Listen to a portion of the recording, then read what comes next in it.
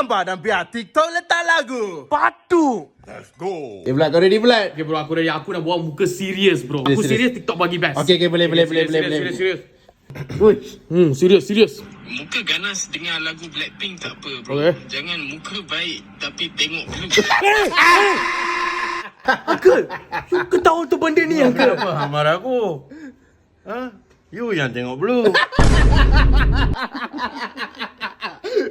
Tengok blue. Okay, korang tag team aku Bro, aku nak yang baik punya bro. TikTok please, TikTok bagi aku best punya, okay? Bapa you tak percaya berikan dapat baik. Okay, aku buat. Uish. Cakap je lah, kenapa awak tak nak ambil saya? Aku tak nak bagi tahu kau. Kenapa awak tak nak ambil saya? Apa benda? Sebab kau hitam.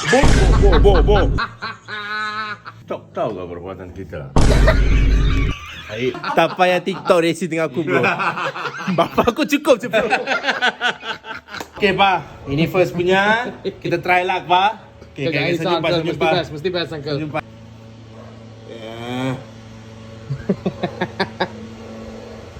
Hai, single ni bos, tak nak try ke? Dapat bagus punya lah pa sekarang. Tak lah, aku dah ada bini. Sekarang takut ma. Dulu punya video tak takut ma. Okay bro, sekarang ni aku nak buat muka macam seksi. Okay Uncle, muka seksi Uncle aku buat. Okay. Kau. Ush. Seorang penyelia lelaki di Reman selepas ditahan kerana disyaki mengintai lelaki sedang melepaskan hajat. Nampak benda ni ke? Rosak badan lu. Rosak badan bro. Rosak badan bro.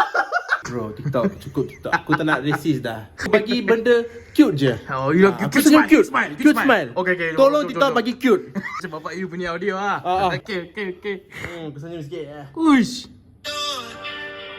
Bro. Apa?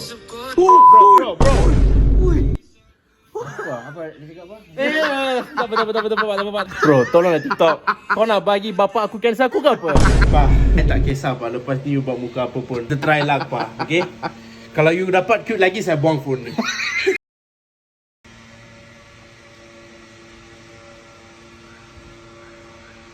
Lama sikit. Wait.